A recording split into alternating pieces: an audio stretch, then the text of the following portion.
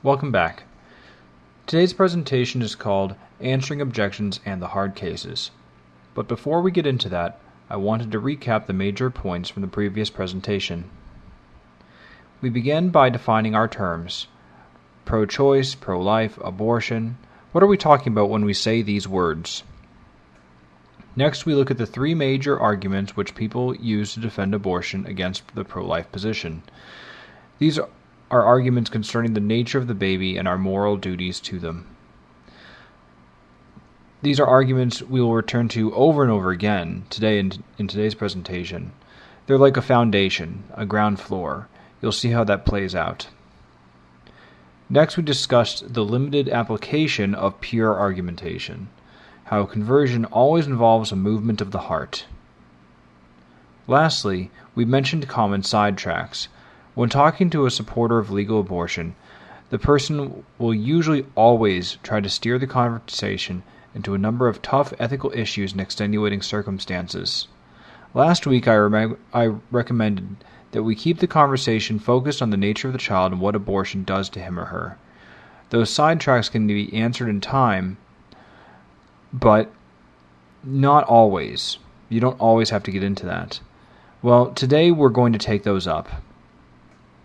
But before we do so, let's look at some strategies. First, you don't want to give the impression that you disagree on everything. Try to find a shared value, some point of commonality which you have in common with the person you're discussing with. Then you can use that principle to show how it points to the pro-life position. Another strategy is to ask the person whether there are any circumstances in which he or she would support banning abortion. So maybe after a certain period of time or in certain types of cases, that can be a useful place to start. And then you can work from there. Next, people don't respond very well to having facts and assertions thrown into their face. A tough question can plant seeds better than a strong argument. Remember, a pro-choice person likely has not given the matter very much thought. Your goal is to get the person to think critically and honestly about abortion, and perhaps for the first time. Another tactic involves good listening and thinking. Listen to the objection the person raises. Listen to what they're trying to use to justify abortion. Identify the core principle. Then ask if that same principle would apply to a human after birth. Most of all, remember those foundational ground floor arguments. Always bring the conversation back to the main issue. Is the pre-birth child a human being or not?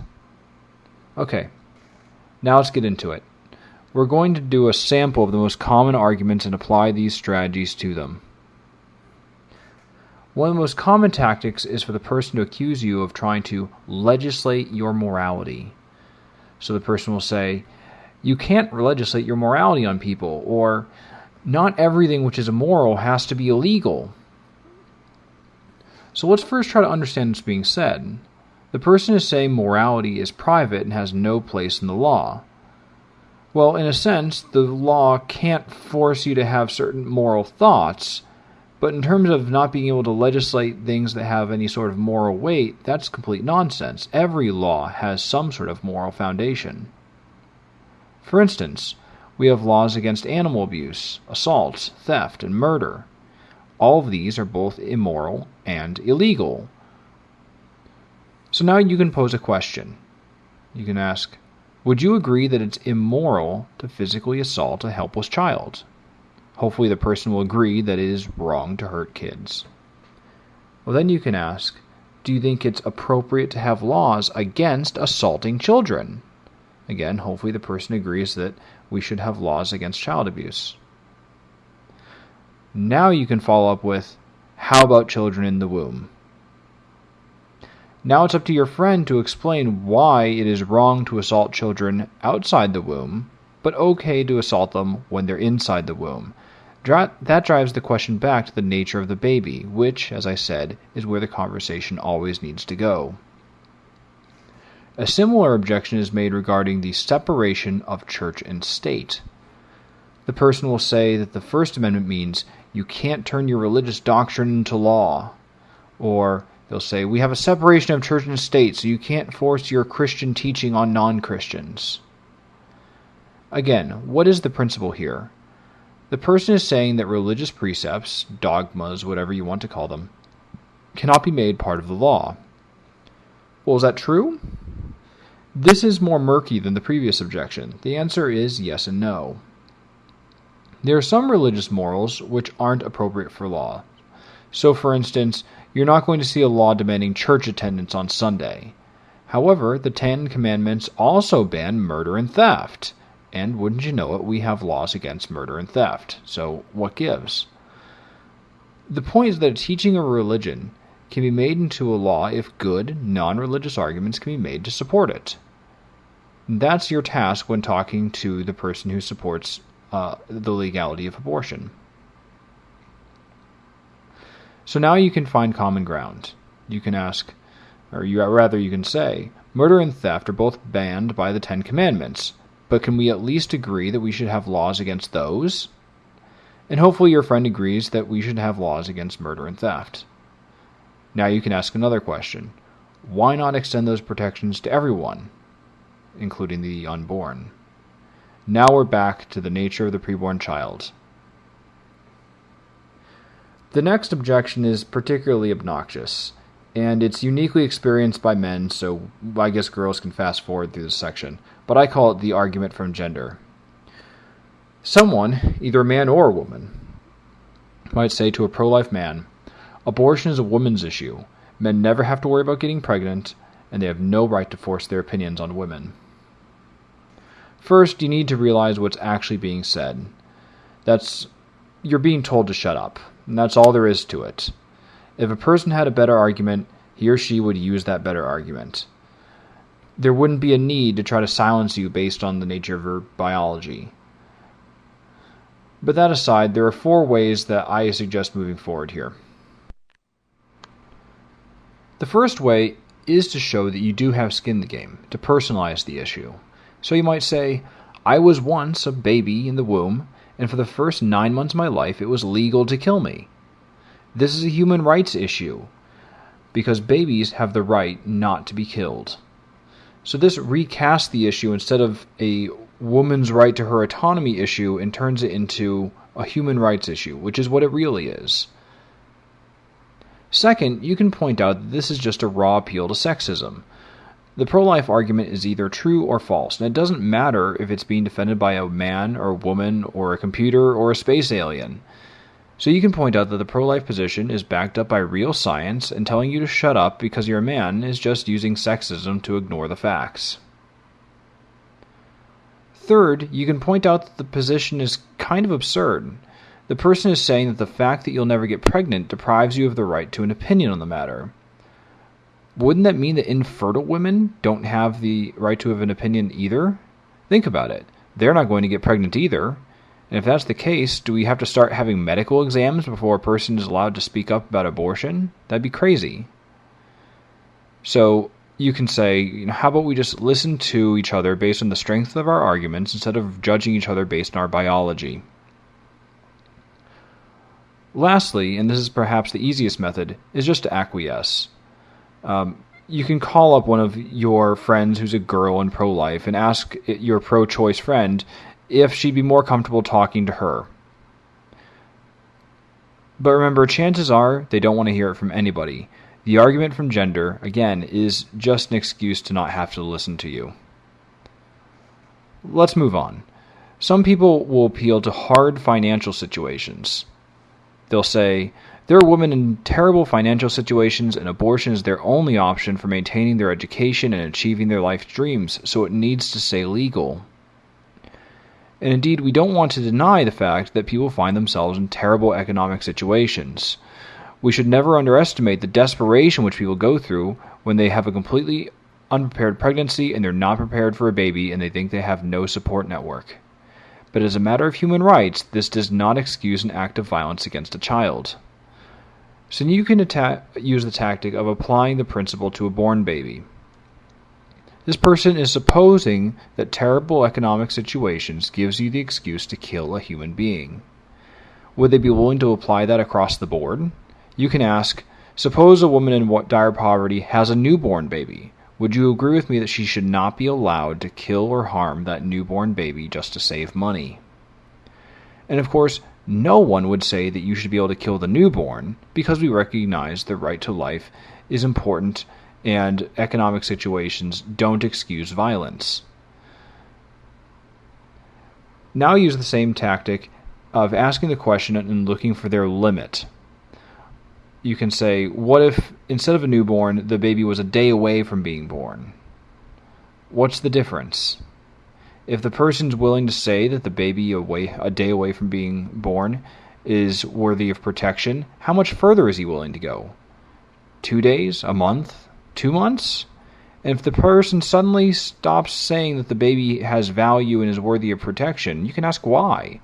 Why is it that this baby in the womb suddenly went from not killable to killable? What's the difference that you're identifying? The next would be concerns over overpopulation. A person would say, with the problem of overpopulation being so important in the world, we need abortion to prevent the world from becoming a giant mess. And again, you can start from common ground. Would your friend agree that at least we shouldn't solve the problem through having prison camps, mass murder, and genocide? Hopefully the answer to that is yes. Well, then you can apply it to the preborn and ask, well, what about these lives? You agree that we shouldn't solve this problem through killing, right? Then they might ask, they might assert that abortion really isn't killing anyone. And if that's the case, you're back to discussing the nature of the preborn. Now let's look at the two hard cases that often come up. The first is the case of rape. Almost every conversation I've ever had about abortion goes here, and goes here fast. So you need to be ready for this. A person usually begins by assuming a moral high ground and making you out like a heartless villain. He'll say, so you would ban all abortions? And if a woman is raped and ends up pregnant, you would force her to carry that child as a constant reminder of what happened? You are a heartless monster. First things first, don't skip over this part. You need to acknowledge the badness of the crime of rape. You need to make it clear that you're not dismissing that or waving it away. So don't skip that. That's very important. And from here, there's 4 ways of proceeding. The first thing I like to do is called a sincerity check. Oftentimes a person will bring up the case of rape just to see you have to deal with a hard situation, rather than having to take a hard look at the nature of the preborn and what abortion does to them.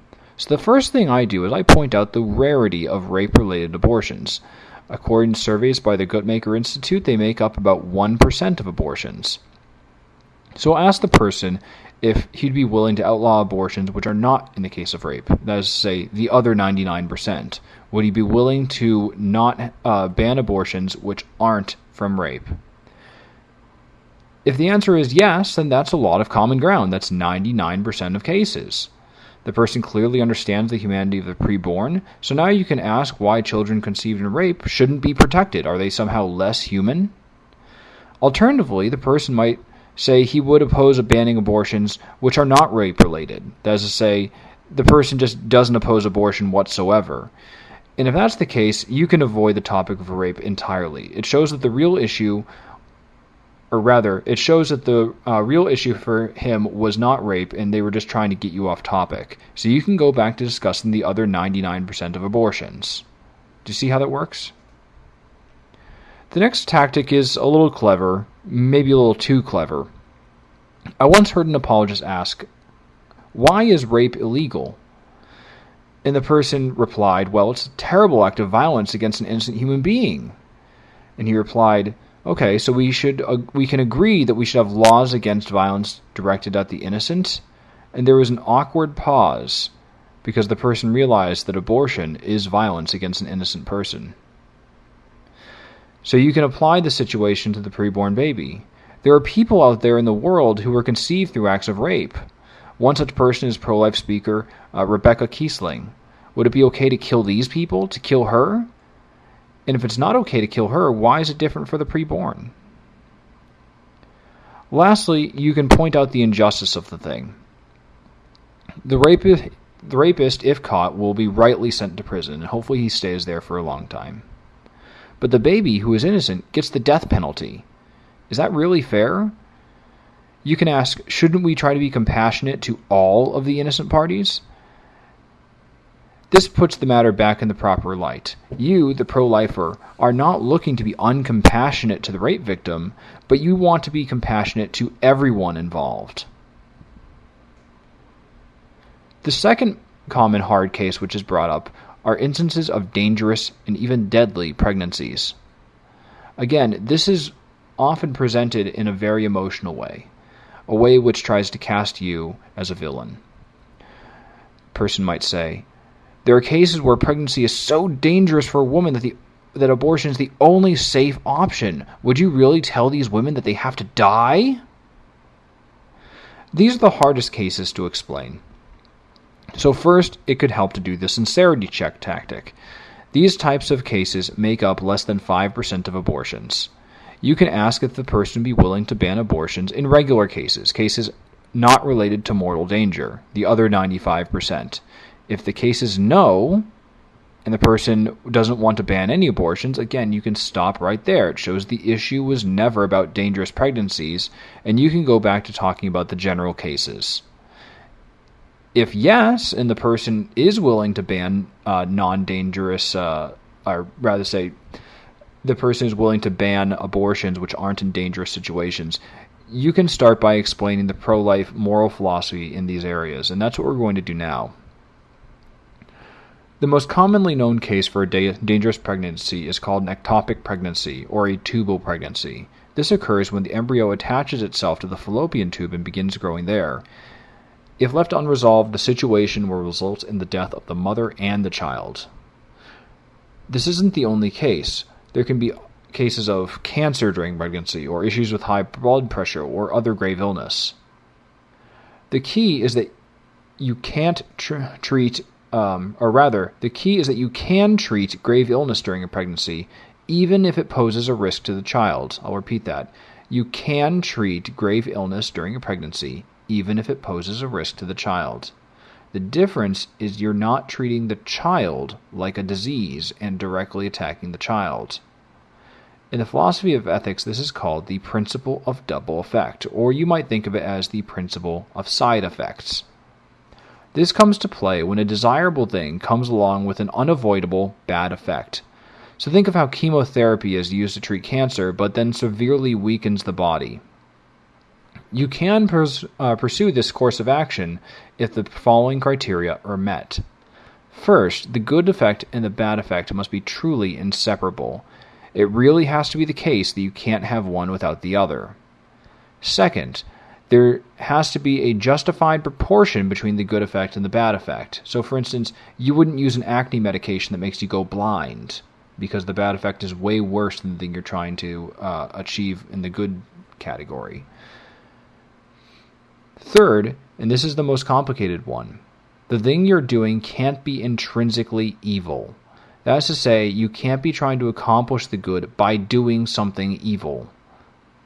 And lastly, you can't actually be desiring the bad effect. Having an abortion always fails the third criterion because it is a direct attack on a child. That's always evil. You can never use murder as a means to an end, even if that end is very good. But you can treat an illness, even if you know the child will not survive the treatment. This isn't directly attacking the child, so it is ethically different. In the case of a tubal pregnancy, this means you would remove the damaged section of the fallopian tube. This would save the life of the mother, and the child would die as a result of this. But you didn't save the mother's life through a direct attack on the child. Some people will say this is really the same because the result is the same. But in ethics, how you get there makes a huge difference. In abortion, you attack a child. In this medical operation, you remove damaged fallopian tube. Those are two very different actions. So let's wrap this up. It's easy to imagine these pro-life conversations in the abstract, but they rarely go as planned. You never really know what a person is going to say or what he'll find persuasive. And remember, the standard position of a pro-choice person is to not want to think critically about abortion, so you're up for an uphill struggle. But if a person is open to thinking about the issue, The ability to answer these objections is important. It can remove roadblocks in the way to a change of heart. So listen carefully, don't get frustrated, and stay on point. And lastly, don't be bothered if a person tries to paint you as a villain. In the words of St. Peter, always be ready to make a defense for anyone who demands from you an accounting for the hope that is within you, and yet do so with gentleness and reverence. Keep your conscience clear, so that when you are maligned, those who abuse you for your good conduct in Christ, they will be put to shame. Thank you very much, and I'll see you next time.